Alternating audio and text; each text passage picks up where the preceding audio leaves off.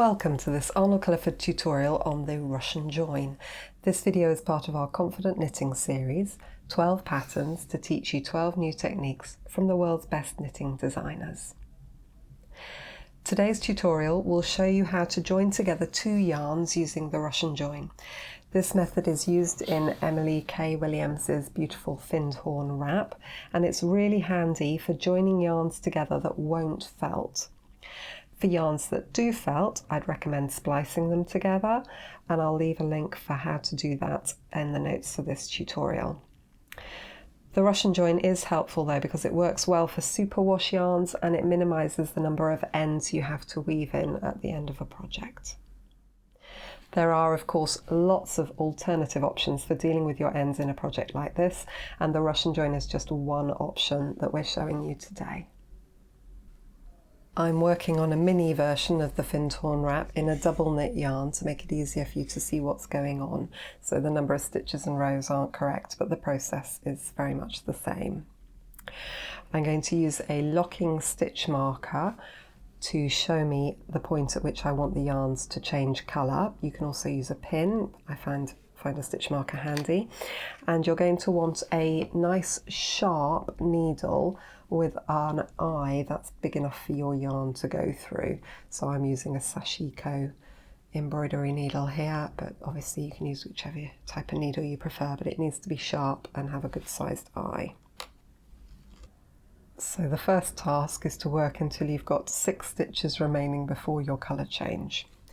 And what you're going to do is you're going to wrap your yarn around your needle at roughly the same tension as you would knit 6 times. 3, 4, 5, 6. And pinch the yarn at that point. You're then going to place a locking stitch marker or a pin through the yarn at that point that you pinched to mark where you want the colour change to happen. Leaving a tail past the stitch marker, you're going to cut your yarn and then you're going to get it threaded onto your nice sharp needle.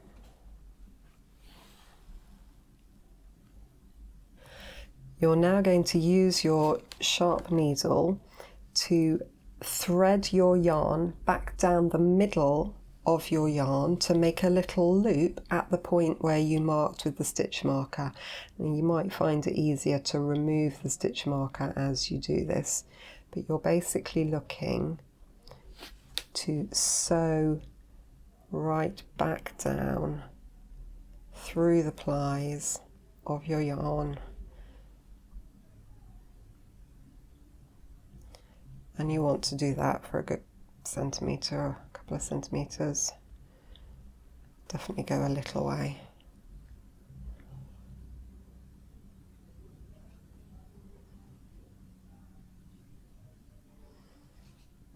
Like so. So there's our marker. I'm going to take that out now because it's served its purpose. It showed me where I wanted to sew back into my thread. And now we're going to pull it through to make a little loop at that point.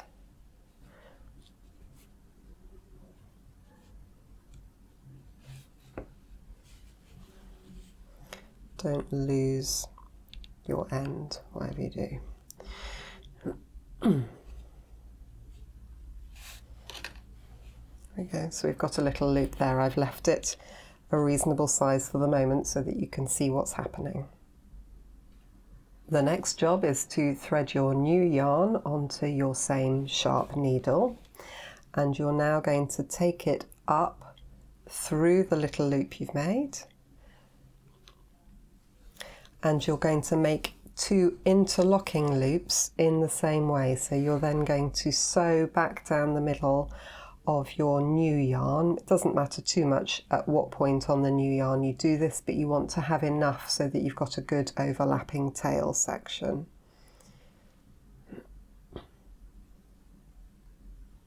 There we go. And now we're going to pull that through as well.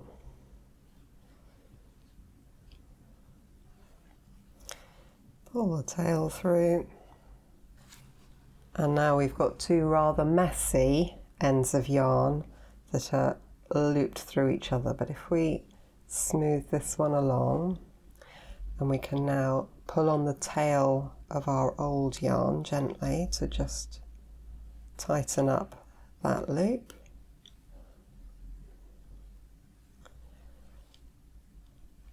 We've now created a strand of yarn that changes colour at the join point where we wanted it to, and once we've knitted a few stitches with the overlapping sections, then it'll be nice and secure even though the yarn won't felt. It's a superwash yarn. Once you're happy with your join, because you may need to take it apart and do it again, in which case just pull on the ends and it will come undone. But if you're happy with it, you can then trim the ends and go back to working your row. This is of course a particularly helpful technique to use in a project where you really don't want to see any ends being woven in. If it's a project that's going to be looked at from both sides and there's not really anywhere good to hide your ends, then this is going to be a nice invisible method to use.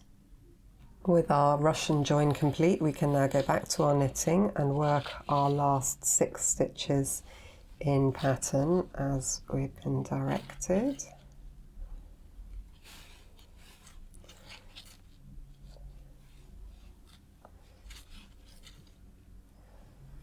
And we should find that our colour change lands pretty much bang on where it's meant to. We can trim that last little bit of an end later once the fabric's all settled down. And we're now ready to work in pattern in our new colour. If you find that your colour change doesn't land exactly where you want it to, maybe it's a little bit too soon or a little bit too late, then obviously you could undo it and retry again, but I would recommend leaving it unless it's miles out, because it's really not going to be noticeable, and you can just make an adjustment on the next colour change you do. So you might decide to just leave a little bit of extra yarn after you've done your 6 wraps, or indeed do 6 wraps and just take a smidge off if you want it to change colour more quickly. I hope that you found this video tutorial on the Russian join helpful. We're able to keep our video tutorials free from adverts thanks to the support of our amazing customers. You can find out much more about confident knitting by clicking the link up here and heading over to our website. And to be sure of catching our next video tutorial, why not subscribe to our YouTube channel using the button down here, and you'll definitely know when we release our next one. Thanks ever so much for watching. Bye bye.